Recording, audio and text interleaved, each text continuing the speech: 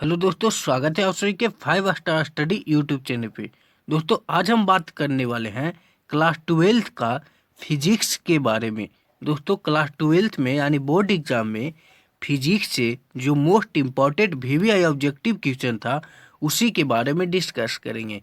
इस वीडियो में हम total 20 most important VVI question के बारे में डिस्कस करेंगे जो कि आपके इंटर एग्जाम के लिए यानी क्लास 12th बोर्ड परीक्षा के लिए काफ़ी महत्वपूर्ण है। तो अगर आप लोग इस बार परीक्षा देने वाले हैं क्लास 12 की तो इस वीडियो को बिना स्किप किए हुए आप एक बार शुरू से अंत तक देख ले और 20 ऑब्जेक्टिव का आंसर याद कर लीजिए, क्योंकि 20 क्वेश्चन आपको मोस्ट इंपॉर्टेंट है, मोस्ट वीवीआई है। ये क्वेश्चन आपको हमेशा पूछे जाते हैं। तो चलिए, वीडियो बहुत इंपॉर्टेंट है। वीडियो को अभी तक लाइक नहीं किए तो जल्दी से लाइक कर दीजिए। अगर आप चैनल पे नए हैं तो चैनल को सब्सक्राइब करके साथ में बेल आइकन को प्रेस करना ना भूलिएगा, ताकि हर एक नए वीडियो का नोटिफिकेशन आपको प्रॉपर मिलती रहे। और दोस्तों इसके पहले वाला वीडियो में केमिस्ट्री का था, उसमें बहुत स्टूडेंट लोग कमेंट कर रहे थे कि सर पीडीएफ इसका दीजिए। तो पीडीएफ बाबू आपको 5starstudy.com पे आप जब गूगल पे जाइएगा तो लिखिएगा 5starstudy.com। जब गूगल पे ये मारिएगा सर्च तो आपको साइट मिल जाएगा, वहाँ से आपको क्लास 12 में जाना है। क्लास 12 का सेक्शन में आपको डाउनलोड हो जाएगा पीडीएफ। जिस सब्जेक्ट का आप डाउनलोड करना चाहते हैं आप अपना अनुसार डाउनलोड कर लीजिएगा। तो चलिए आज का वीडियो स्टार्ट करते हैं। तो दोस्तों आज का पहला क्वेश्चन का रहा किलोवाट घंटा मात्रक है, यानी किलोवाट घंटा जो है किसका मात्रक है, आपसे पूछा जा रहा है। तो आप याद रखिएगा, इसका राइट आंसर ऊर्जा का हो जाएगा। किलोवाट घंटा जो है ऊर्जा का मात्रक है। ऑप्शन नंबर ए इसका राइट आंसर हो जाएगा। ये क्वेश्चन का आंसर आप याद रखिएगा, क्योंकि हमेशा ये पूछ दिया जाता है आपको इंटर एग्जाम में। 1 से 2 क्वेश्चन आपको मात्रक से पूछे जाएंगे। 2 से 3 क्वेश्चन, 2 से 3 ऑब्जेक्टिव क्वेश्चन आपको मात्रक से रहेंगे। इसलिए आप मात्रक वाला याद रखिएगा कि किसका मात्रक क्या होता है। तो आपको याद रखना है किलोवाट घंटा का मात्रक ऊर्जा होती है, यानी ऑप्शन नंबर ए इसका राइट आंसर हो जाएगा। चलिए आगे क्यों चलते हैं दोस्तों। अगला क्वेश्चन का रहा दूसरा क्वेश्चन का रहा विद्युतीय परिपथ के किसी बिंदु पर सभी धाराओं का बीजगणितीय योग। दोस्तों विद्युतीय परिपथ में अगर कोई विद्युतीय परिपथ है तो उसके किसी बिंदु पर सभी धाराओं का मान जो होगा, बीजगणितीय योग जो होगा वह 0 होता है। आपको याद रखना है कि किसी भी विद्युतीय परिपथ के किसी बिंदु पर सभी धाराओं का बीजगणितीय योग जो करंट होगा वह 0 हो जाएगा, यानी ऑप्शन नंबर सी इसका राइट आंसर हो जाएगा। इसे भी आप याद रखिएगा। चलिए अगला क्वेश्चन की ओर चलते हैं दोस्तों। आज का अगला क्वेश्चन का तीसरा क्वेश्चन है जब प्रकाश की किरण एक ग्लास स्लैब में प्रवेश करती है तो इसका तरंगदैर्घ्य ध्रुव। दोस्तों इसे भी आप याद रखिएगा, बहुत ही इंपॉर्टेंट क्वेश्चन है। ये आपको इंटर बोर्ड परीक्षा में 2 से 3 बार पूछ दिया गया है। इसे आप याद रखिएगा कि जब प्रकाश की किरण एक ग्लास स्लैब में प्रवेश करती है तो इसका तरंगदैर्घ्य ध्रुव जो होता है वह घटता है, यानी ऑप्शन नंबर 20 का राइट आंसर हो जाएगा। लेकिन एक क्वेश्चन आओ यहाँ से बनता है कि जब प्रकाश की किरण एक ग्लास स्लैब में प्रवेश करती है तो इसका तरंगदैर्घ्य ध्रुव तो घटता है, लेकिन इसका जो फ्रीक्वेंसी होगा वह क्या होगा। तो फ्रीक्वेंसी इसका नो चेंज होगा, इसका कोई चेंज नहीं होगा। इसे भी आप याद रखिएगा कि ये भी क्वेश्चन आपको कहीं कहीं पूछ देगा कि जब प्रकाश की किरणें ग्लास स्लैब में प्रवेश करती है तो तरंगदैर्घ्य ध्रुव घटता है लेकिन आवृत्ति। तो इसे भी आप याद रखिएगा। ऑप्शन नंबर 20 का राइट आंसर हो जाएगा। चलिए आगे क्यों चलते हैं दोस्तों। अगला क्वेश्चन है, चौथा क्वेश्चन का रहा आयाम मॉडुलन सूचकांक का मान होता है। आयाम मॉडुलन सूचकांक का मान होता है। तो आपको याद रखना कि आयाम मॉडुलम सूचकांक का जो मान होता है 1 से नीचे होता है। कभी कभी 1 होता है लेकिन 1 से नीचे, मेनली 1 से नीचे लिया जाता है। तो आप देख सकते हैं 1 के बीच में ही, यानी 0 ले सकते हैं। दोस्तों 1 से नीचे में 0 आता है, लेकिन यहाँ पे ऑप्शन ए में देख सकते हैं हमेशा 0। ये ऑप्शन गलत है। 1 से इन्फिनिटी के बीच ये भी गलत है। 0 तथा 1 के बीच, तो दोस्तों 1 से नीचे बोल रहे हैं तो यानी 0 तो आएगा। आप समझ सकते हैं कि 0 आएगा, इसलिए इसका right answer option number C हो जाएगा। 0 तथा 1 के बीच होता है। आयाम मॉडुलम सूचकांक का मान 0 तथा 1 के बीच होता है। ये सब ऑब्जेक्टिव आपको याद रखना है क्योंकि मोस्ट इंपॉर्टेंट ऑब्जेक्टिव है जो कि हमेशा आपको इंटर बोर्ड परीक्षा में पूछे जाते हैं। चलिए अगले क्वेश्चन की ओर चलते हैं दोस्तों। अगला क्वेश्चन कर रहा है, 5वां क्वेश्चन है, एक आवेशित चालक की सतह के किसी बिंदु पर विद्युतीय क्षेत्र की तीव्रता। दोस्तों, एक आवेशित चालक की सतह पर किसी बिंदु की विद्युतीय क्षेत्र की तीव्रता जो होती है वह सतह के लंबवत होती है। यानी ऑप्शन नंबर 20 का राइट आंसर हो जाएगा। इसके ऑप्शन के अनुसार इसका right answer option number B हो जाएगा दोस्तों। लेकिन यहाँ पे एक क्वेश्चन और बनते हैं कि एक आवेशित चालक की सतह के किसी बिंदु पर विद्युतीय क्षेत्र की तीव्रता जो होती है सतह के लंबवत होती है। लेकिन यहाँ से एक और ऑप्शन रहेगा, कहीं कहीं आप देखिएगा इस प्रकार की एब्सोल्यूट नॉट, यानी इस प्रकार की ऑप्शन रहेगी। तो इसका राइट आंसर ये भी होगा। इसे भी आप ऑप्शन को याद रखिएगा। आगे ये क्वेश्चन लाएंगे, इसका ऑप्शन भी लेके आएंगे कि किस प्रकार रहता है क्वेश्चन। अभी जो है मेनली इसको याद रखना है कि एक आवेशित चालक की सतह पर किसी बिंदु पर विद्युतीय क्षेत्र की तीव्रता जो होती है सतह के लंबवत होती है। यानी ऑप्शन नंबर 20 का राइट आंसर हो जाएगा। इसे आप याद रखिएगा दोस्तों। इस चैनल पे आपको 12th बोर्ड परीक्षा के लिए जो भी इंपॉर्टेंट क्वेश्चन होगा ऑब्जेक्टिव का वो सभी आपको करवा दिया जाएगा। अब आपको ध्यान रखना है कि बोर्ड एग्जाम में, खास करके बिहार बोर्ड के एग्जाम में 10 हो या 12 हो, आपको ऑब्जेक्टिव पे बहुत ही कमांड करना पड़ेगा। अगर आपको ऑब्जेक्टिव पे कमांड है तो आपका अच्छा मार्क्स उठेगा, अच्छा मार्क्स आएगा बिहार बोर्ड में। इसलिए हम जितना भी होता है अभी खास करके ऑब्जेक्टिव ही करवा रहे हैं। जितना हो जाएगा ऑब्जेक्टिव करवा देंगे, उसके बाद आपको पीडीएफ दे दिया जाएगा। इसलिए बोलते हैं कि वीडियो को बिना स्किप किए होकर देखिएगा। और अगर आप वीडियो को एक बार देख लेते हैं तो मेरा गारंटी है कि जो भी एक वीडियो में 20 या 30 क्वेश्चन लाते हैं वो सभी का सभी आपको कमांड हो जाएगा, वो सभी आपको याद हो जाएगा। ये मेरा गारंटी है। इसलिए कहते हैं वीडियो को बिना स्किप किए हुए एक से शुरू से लेके अंत तक देखिएगा, यानी 1 से 20 तक जरूर देखिएगा। आप कमेंट भी करते चलिएगा कि इसका आपका 20 में से कितना सही हो रहा है। यानी और जो क्वेश्चन का आंसर आप जानते हैं उसका भी कमेंट कर दीजिएगा, ताकि हमें उम्मीद हो। यानी आप लोग से उम्मीद यही होता है कि आप लोग को जब बताते हैं तो आप लोग पढ़ते हैं, आप लोग ध्यान देते हैं। यही आपसे उम्मीद है। और आपसे एक उम्मीद यही बनाए हुए हैं कि आप जितना अच्छा मार्क्स लाएगा उतना अच्छा हमको खुशी मिलता है। जितना अच्छा आप लाइए मार्क्स उतना अच्छा खुशी मिलता है। इसलिए आप लोग के लिए हमेशा सेवा में लगे रहते हैं।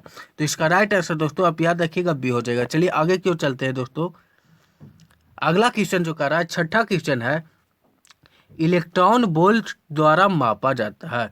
दोस्तों, इलेक्ट्रॉन वोल्ट द्वारा ऊर्जा को मापते हैं। ऑप्शन नंबर डी इसका राइट आंसर हो जाएगा। इसे आप याद रखिएगा कि इलेक्ट्रॉन वोल्ट द्वारा ऊर्जा को मापते हैं। यानी दोस्तों यहाँ पे ऊर्जा को तो मापते हैं। एक क्वेश्चन आओ यहाँ से होता है कि इलेक्ट्रॉन वोल्ट जो होता है किसका मात्रक होता है। तो ये भी क्वेश्चन पूछा है कि ऊर्जा का। इसे भी आप याद रखिएगा।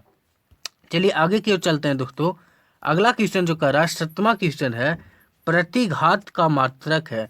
प्रतिघात का मात्रक आपसे पूछा जा रहा है। तो प्रतिघात का मात्रक ओम होता है। यानी ऑप्शन नंबर 20 का राइट आंसर हो जाएगा। याद रखिएगा प्रतिघात का मात्रक ओम होता है। ऑप्शन नंबर 20 का राइट आंसर हो जाएगा। चलिए आगे की ओर चलते हैं दोस्तों।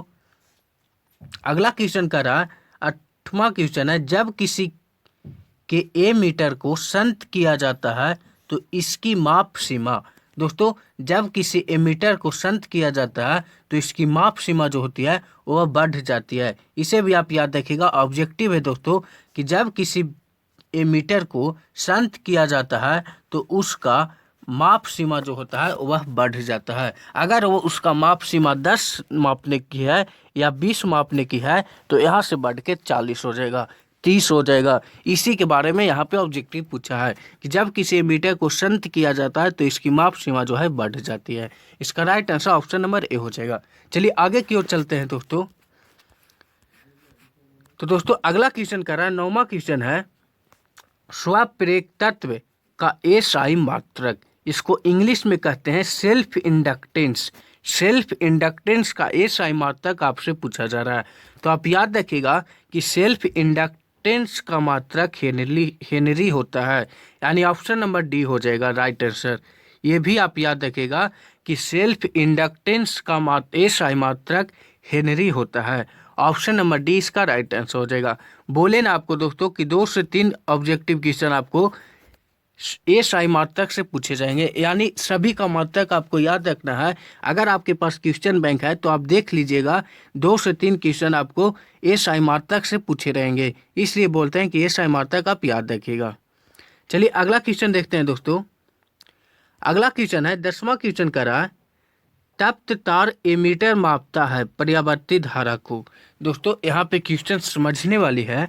10वां क्वेश्चन का रहा तप्त तार जो होता है एमीटर मापता है प्रतिवर्ती धारा का किस मान का। ऑप्शन के अनुसार यहाँ पे क्वेश्चन कोई रिलीज नहीं हो रहा है, लेकिन यहाँ पे ऑप्शन आप देखिएगा तो उच्चतम मान का, औसत मान का, मूल औसत वर्ग धारा को, इनमें से कोई नहीं। तो दोस्तों आपको याद रखना है कि तप्त तार एमीटर मापता है प्रत्यावर्ती धारा का, ये सही बात है, लेकिन प्रत्यावर्ती धारा में किस कौन सा मान को मापता है, तो आपको याद रखना है कि औसत मान को मापता है, यानी ऑप्शन नंबर 20 का राइट आंसर हो जाएगा। ये आप याद रखिएगा कि तप्त तार एमीटर प्रत्यावर्ती धारा को मापता है लेकिन औसत मान को ही मापती है, यानी ऑप्शन नंबर 20 का राइट आंसर हो जाएगा। उम्मीद करता हूँ यहाँ तक आप याद कर लियोगे। चलिए आगे की ओर चलते हैं दोस्तों। अगला क्वेश्चन करा 11वां क्वेश्चन है डायनेमो के कार्य का सिद्धांत आधारित है। डायनेमो दोस्तों, डायनेमो आप लोग 10 क्लास में भी पढ़े होंगे कि डायनेमो के कार्य का सिद्धांत विद्युत चुंबकीय प्रेरण पे आधारित है, यानी ऑप्शन नंबर 20 का राइट आंसर हो जाएगा। डायनेमो के कार्य के सिद्धांत जो है विद्युत चुंबकीय प्रेरण पे आधारित है, ऑप्शन नंबर 20 का राइट आंसर हो जाएगा।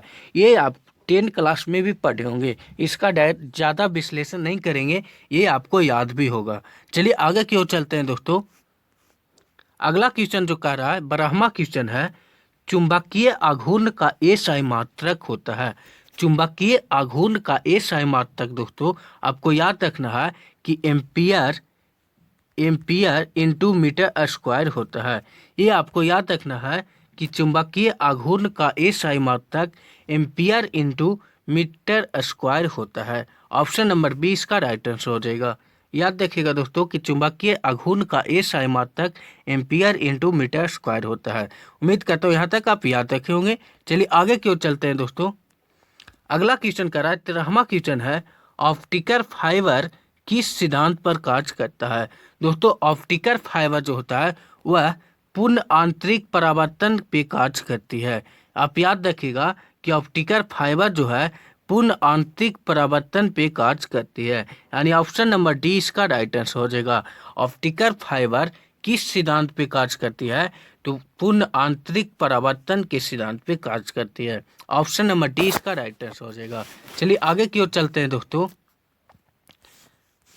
अगला क्वेश्चन कर रहा है 14वां क्वेश्चन कर रहा है जब माइक्रोस्कोप की नली की लंबाई बढ़ाई जाती है तब आवर्धन क्षमता।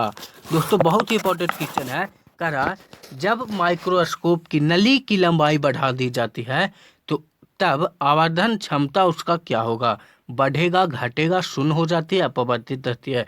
तो आपको याद रखना है कि जब भी माइक्रोस्कोप की नली की लंबाई को हम लोग इंक्रीज कर देते हैं तो आवर्धन क्षमता जो होता है वह भी इंक्रीज हो जाते हैं, यानी ऑप्शन नंबर ए इसका राइट आंसर हो जाएगा। यानी जब माइक्रोस्कोप की नली की लंबाई बढ़ा दी जाती है तब आवर्धन क्षमता भी बढ़ती है, यानी बढ़ जाती है, ऑप्शन नंबर ए इसका राइट आंसर हो जाएगा। इसे आप याद रखिएगा। चलिए आगे की ओर चलते हैं दोस्तों। अगला क्वेश्चन का रहा है 15वां क्वेश्चन आज का है निम्नांकित में से किसमें महत्तम वेधन क्षमता है। निम्नांकित में से किसमें महत्तम वेधन क्षमता है, तो आप याद रखिएगा कि गामा किरणें, अल्फा, बीटा, गामा, ये 3 किरणें आपको पता होगा, तो गामा किरणें की दोस्तों वेधन क्षमता सबसे अधिक है, ऑप्शन नंबर डी इसके राइट आंसर हो जाएगा। चलिए आगे की ओर चलते हैं दोस्तों। अगला क्वेश्चन का रहा 16वां क्वेश्चन है पी टाइप के अर्धचालक के मुख्य धारा वाहक होता है।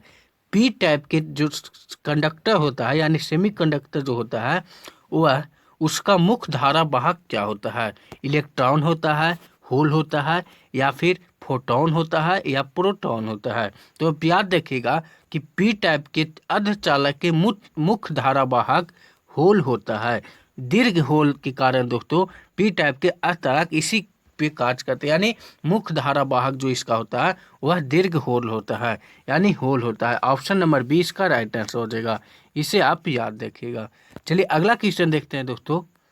अगला क्वेश्चन का 17वां क्वेश्चन है, लेंज का नियम संबंध है। दोस्तों लेंज का नियम आपको बताए थे कि लेंज का नियम किसे कहते हैं, इसको हम बताए हैं। इसका राइट आंसर आप जिसकी कमेंट बॉक्स में कमेंट कर दीजिए कि लेंज का नियम किससे संबंधित है। यानी इसका राइट आंसर आवेश से हो जाएगा, द्रव्यमान से हो जाएगा, ऊर्जा से हो जाएगा या फिर संवेग संरक्षण सिद्धांत से हो जाएगा। आप इसका राइट आंसर कमेंट बॉक्स में कमेंट कर दीजिए कि इसका राइट आंसर क्या हो जाएगा। चलिए उम्मीद करता हूँ कि इसका आंसर आप लोग कमेंट कीजिएगा। चलिए आगे की ओर चलते हैं दोस्तों।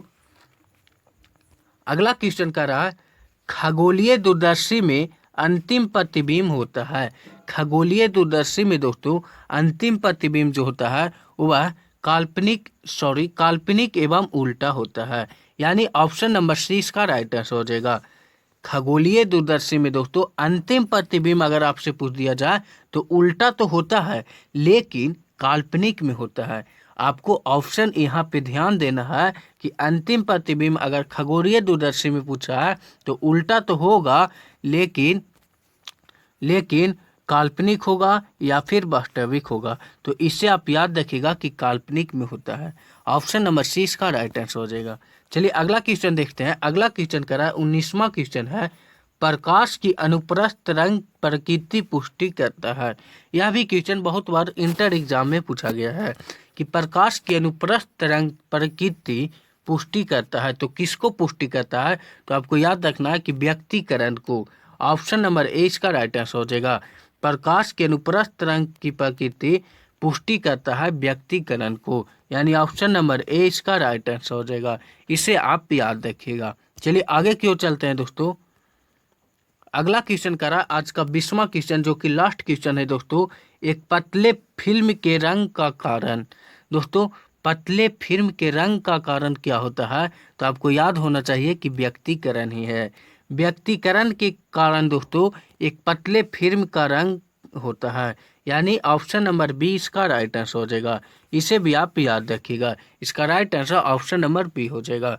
दोस्तों इस वीडियो में हम टोटल 20 महत्वपूर्ण ऑब्जेक्टिव क्वेश्चन के बारे में डिस्कस किए जो कि आपके इंटर बोर्ड परीक्षा के लिए काफ़ी महत्वपूर्ण था। अगर आपको 20 में से कहीं भी प्रॉब्लम या डाउट हुआ होगा तो आप कमेंट सेक्शन में कमेंट कर दीजिएगा या फिर आप डायरेक्ट मेरा व्हाट्सएप पे उस क्वेश्चन को स्क्रीनशॉट मार के भेज सकते हैं।